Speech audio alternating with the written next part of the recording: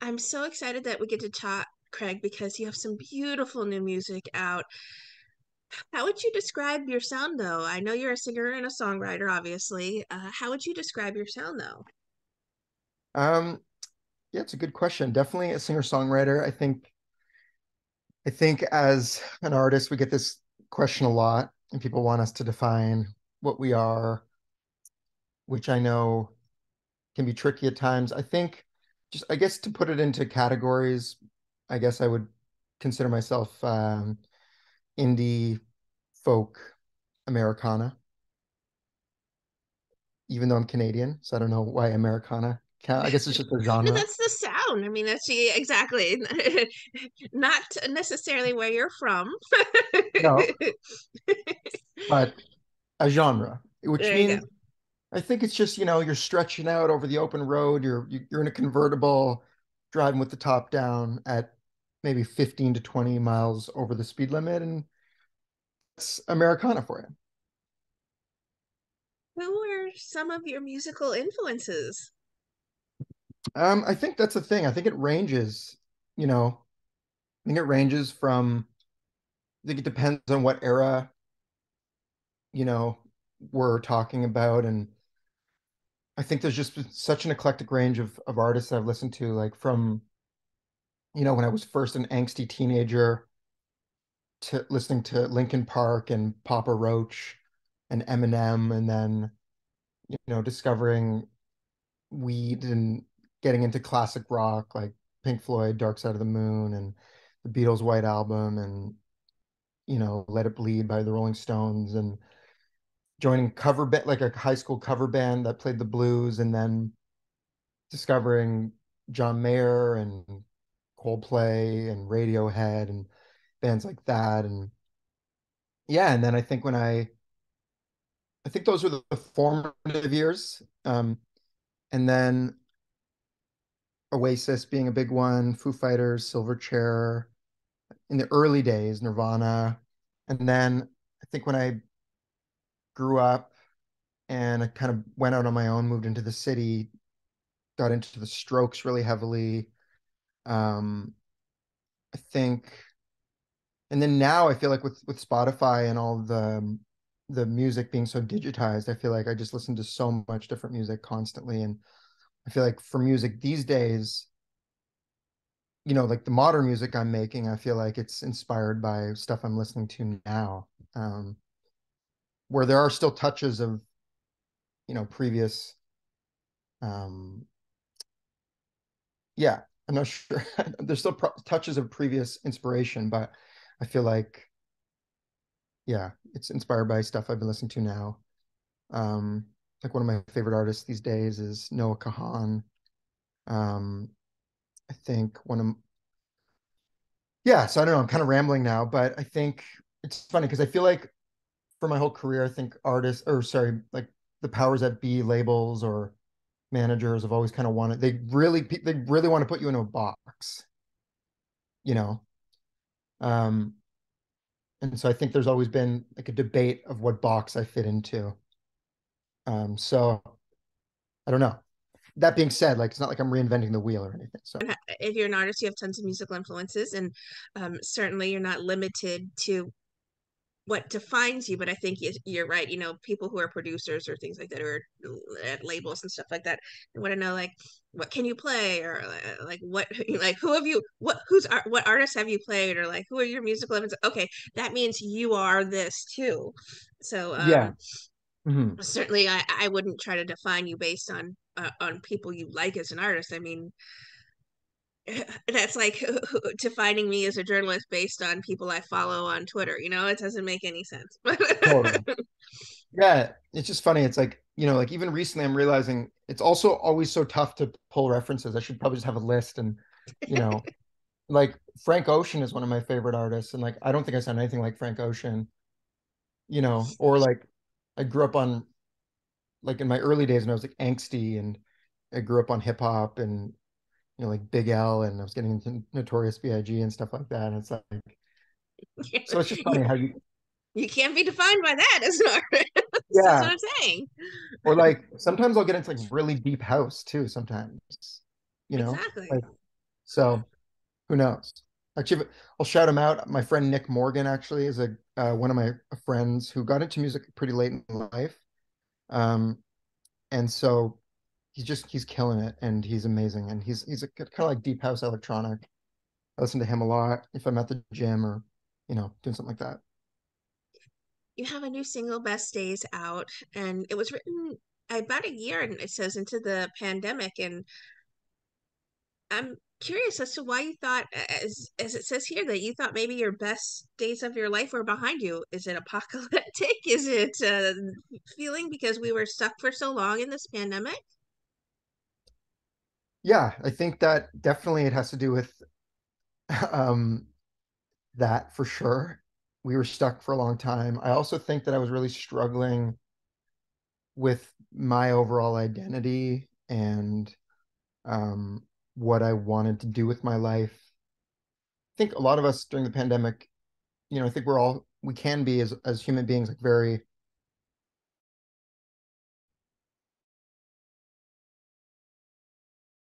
kind of can define how we see ourselves or whatever else. And I think I was yeah, I think I was just struggling with kind of losing faith in music actually and losing faith in um my belief that I could be an artist or a full-time musician as a sustainable way to earn a living, and that was especially amplified by the pandemic.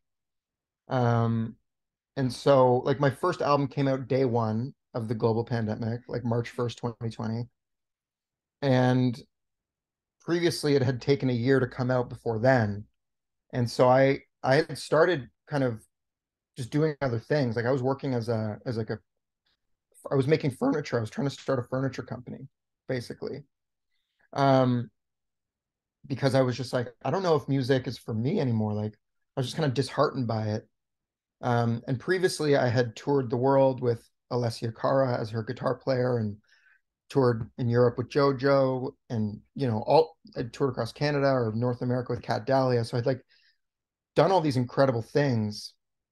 And then when I kind of branched off on my own and decided to just work on my first record, I just kind of had a couple of tough bounces and some timing things that didn't work out. And I was like, oh man, maybe, you know, maybe that was it. Like maybe those were like I did amazing things, but maybe that was it. And yeah, I was focusing on building a company that I still have on the go right now. And I was just like, man, I don't know what I'm doing with my life. So I had written that chorus with my friend Eric, who was also on tour with Alessia. And we were both like, damn, we've done some amazing things. And like, I wonder if, as the pandemic had been going on for a year, no shows were in sight. The chorus was originally like the best days are gone, the best days are gone, the best days are gone. And that was just kind of like repeated.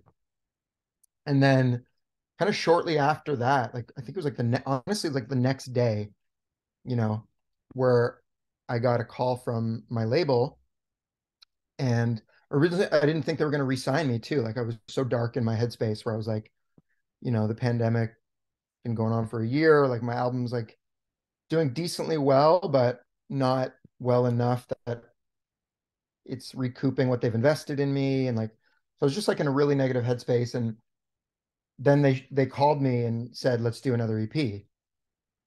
And I was like, I was elated. I was like, holy, I was like, I just wasn't expecting it. And so then I just went, then I kind of the music was, anyways, I'm rambling, but the business was was still going on and it was doing quite well and was pretty busy. And so I was trying to divide my time, but I jumped back in the studio whenever I could. And I was just writing more and more and more. I started writing a bunch of stuff. And then best days I always put to the side because I thought it was a little bit too dark. I was like, it was very like the best days are gone. But instead, I near the end of the record making process, I decided to rewrite the chorus as things were going a little bit better. And I was like, oh, maybe are the best days gone or are they still to come? And so the writing process for Best Days, although started at the beginning of the pandemic, it kind of spanned the entire length of the EP making process. Do you have a songwriting process then, typically, or is it just what tends to flow when you find an idea? Do you need lyrics before you can have music? What tends to be the process for you? I think, yeah, I think it completely depends. I think the most important thing is just to show up every day and really just show up consistently. That's kind of what I would say is the main process, just because you never know what's going to come when, and you never know what it's how it's going to come too. Like, just for example, like the other day, like, sometimes I go in spurts of writing. Like, ideally, I'd love to be writing every single day, but I think just the reality of being an artist, like, and like I said, I still have this business on the go and just trying to honestly, like, make ends meet. I don't get a chance to write every day, but like, the other day I picked up my guitar and started writing, and the first thing that came to mind, just like, I have the original voice note, is almost like a completely full-fledged song. And then I go back in and I refine. And certain songs throughout my career were, you know, similar to that, where they just come immediately. But then other times, if I feel like I have something special, or I have the seed of an idea, like a riff or something, or like Best Days, for example, is written over 2 years. Starlit Afternoon, for example, was written over like a couple of years, where I just had this, like, I played the riff first in a session, and I was like, oh damn, that riff is like special. I knew for sure it was special. So then I started, just trying different melodies over it. Every time I would kind of that's what I'm saying, like, showing up is important, because every time I'd show up, maybe it's been 5 minutes on the Starlit riff or whatever, like, I feel like you have the collection of ideas that you're constantly kind of working on. Sometimes things just come, but oftentimes, if you're just showing up at the studio or in a writing space, you just start playing some chords, see what comes to mind, record a voice note. I try not to spend too much time on each thing unless it's really, really flowing. Like, I'll just, maybe 5, 10 minutes, and then move on to something else, and move on to something else, and then maybe reflect later on the next day if anything was feeling good, unless it just fully flows. But I don't want to get too stuck in a rut of trying to figure something out, I guess. How does then the song Lost in the Rewind, how did the song Lost in the Rewind then inspire it to be the title for the EP? So Lost in Rewind was also one that, well, that one came actually pretty quick. But it needed, like, I think writing is editing in a way, where it's like, I think what separates the good writers from the bad writers, um, is people really looking to take a hard look at their writing and how it can be improved. So when they write a draft, like, and I've been guilty of this too. Like, there's definitely stuff that I've written where I've just, like, even the final product, I'm like, oh man, I should have gone back on the to the drawing board on that. But you're just like, oh, whatever, it's fine, or like, get lazy with it or whatever. But I think just the refinement process, like, apparently Bruce Springsteen rewrote Born to Run like 99 times. Like, he knew he had something, he took one line and then rewrote the whole thing and did it like 99 times apparently. But Lost in the Rewind, the reason I bring that up is because the first version of that song was pretty defined. Like, it had, um, the melodies and the structure overall, but then it went through a bunch of different iterations of production. And then also, I kind of was trying to really pinpoint what it was really about. And I didn't really know. And at first, it was written about my inability to live in the present moment, um, which I feel like is something that I struggle with a lot. And there are themes on the EP of that, across the EP of that. Um, but then actually, this EP took a couple years to make, like, too long. I wish I would have made different decisions along the way. But my producer and I, who I was working with on it, we ended up, making a whole project and then submitting it to the label.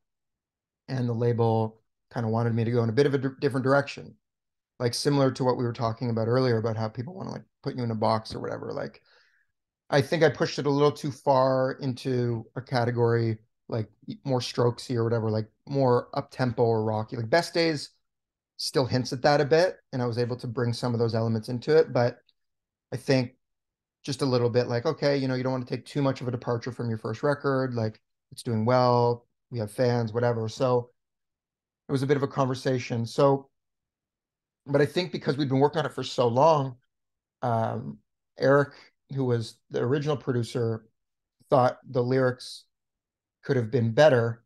Um, and so we actually went back in the refinement process and rewrote some of the lyrics to the verse.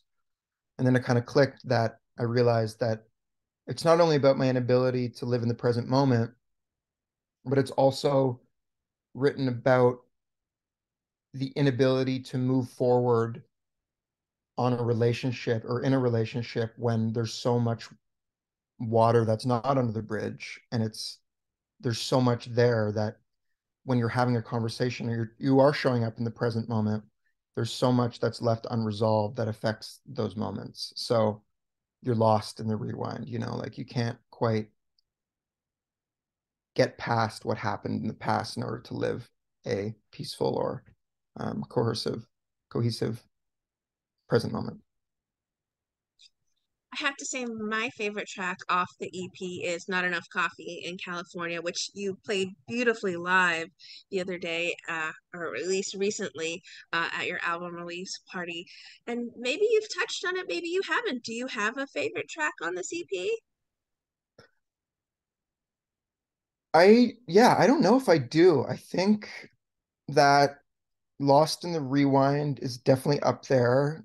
Um, Best Days, I think is actually, you know what, I'm like, all the songs are my favorites now, but I think I'm proud of Say What You Want. I think, like, speaking of references, I think a record that I got really, really into that really inspired me. Like, there's only a handful of records I feel like that really stand out where I'm like, wow, this is an exceptional piece of work. And like Michael Kiwanuka, Love and Hate, that album is just absolutely exceptional. And I was really into it, and I think that I really wanted to make a song like similar to that, actually, like inspired by him. And Say What You Want was about that, or was stemmed from that. And then Not Enough Coffee, I like as well. Yeah, I think it's really cool. I'm proud of that one as well. Um, I wrote that with a friend named Trey Campbell. Um, and Trey's an incredible writer, and we were relating about the challenges of being an artist and the struggles of trying to make it. Um, Even if you've like quote unquote made it, like I have, with a label and all these amazing things happening, it's like it still feels like there's not enough of a motivator sometimes to get you to the next phase or to even get you out of bed in the morning because it's just all feels so overwhelming and daunting at times. I know that Cassie Turbin lent a hand on production for the EP. How much of a say, though, do you have when it comes to the production aspects of the music you make? Yeah, I definitely have a lot of say. Cassidy was incredible to work with. I feel like, yeah, I feel like my struggle as an artist sometimes comes in being extremely explicit and defining exactly what it is that I want, um, without worrying about like offending somebody. So yeah, so at that point, like I said, there was a bunch of different versions of these songs made already. And I think by the process of elimination and also just some elements being brought forward, like a couple of the sessions we brought forward and took um, some elements from, and those ended up getting a co-production with Matt Neighbor, who is someone who I worked on this project with, who's a friend. Um, and some we started from scratch. Um, but yeah, I mean, I think it's very much a collaborative experience. Cassidy was amazing. I think luckily this final round, I knew exactly what I wanted because I had been working on the EP for a couple of years at that point. But sometimes, similar to songwriting, you hit the nail on the head right away and it just feels right. Or sometimes you make a version, you live with it, and you're like, it's not quite representing the song. Like, because you can produce a song any number of ways in any key, any tempo. The lyrics and the melodies don't really change. So it's interesting. What do you hope lingers with audiences then that explore this new EP, Lost in the Rewind? I think with art in general, I hope that people find something in it that they feel they can relate to and that they feel helps them process some of their own emotions. I mean, I think that all the music that's connected with me through my years of development have been from artists that really touch on things that I resonate with. And so I listen to it thinking, oh, maybe I'm not alone in this what I'm going through, or, I think it's why people love listening to songs about broken hearts when they're heartbroken. They're like, oh my God, like you totally get where I'm coming from, you totally understand, and I think, music when I was angsty, like I said, it really kind of like helped me express some of that anger, that angst that I was feeling, or like when I had my heart broken for the first time, just listening to like Coldplay Fix You and like bawling my eyes out, or like, you know, stuff like that. Uh, they really have a profound impact on your journey and your development. So that's kind of what I've always wanted to do and actually like, yeah, like I had a chance to tour with Coldplay, opening with Alessia, and it's just crazy. You see people's reaction to this kind of stuff. Like it's universal when you're able to capture it in such a way. Like there's a reason that Coldplay's selling out stadiums 2 nights in every city around the world. Like because everyone in the like people are weeping in the audience, like when Fix You comes on or whatever else. It's like there's moments are universal, and I think that as artists, I think we're all hoping to pull from our own personal experiences, and at least for me anyways, like some artists just want to do their own thing and don't care what people think, but like I try to pull from my own personal experiences to write art or to make art that other people listen to that has an impact and helps or has them relate in some way. What would you like to say then to everyone who are fans and supporters of the incredibly beautiful music that you do make? I just want to say thank you. I think it's incredible. um I mean, I'm extremely grateful. I think, being an artist is a challenging thing to do, uh, as an existence. Like it's very, very hard, honestly. Like it's very hard to make money. It's very hard to survive. It's very hard to have stability. And, you don't do it because I don't know. It's almost like, I hate to sound cliche, but it's almost like you do it because it's your destiny or something. Like you're born to do it for better or for worse, you know, where it's like, and so anyways, the reason I'm saying this is like I get really down on myself or I'm going through stressful moments, and then I get a comment from somebody, or I look at how many streams I've had in a song, which sometimes I'm like, I need more, like, because truthfully, I do need more to have a career based on the way the infrastructure of Spotify and payments work. Like even with 20 million streams, you make below the poverty line. You know what I mean? So it's like I think then I find moments where I'm like, no, no, no, no. Like I'm on the right path. I'm doing this for the right reason. There's tons of people listening. There's people who really connect with this music. Like, and you need it. You really need that support because it's hard. I've been doing this for 20 years, and like even previously before making the CP, like I was on the edge of giving up music. Like I fully was. I was like, okay, well, what else can I do that will provide more stability so I can maybe one day have a family, or like, and so I think that like the support of fans and even like my label too, like I'm grateful for their support, like anyone who believes in me, that I am extremely grateful that they give me a chance to pursue my dreams.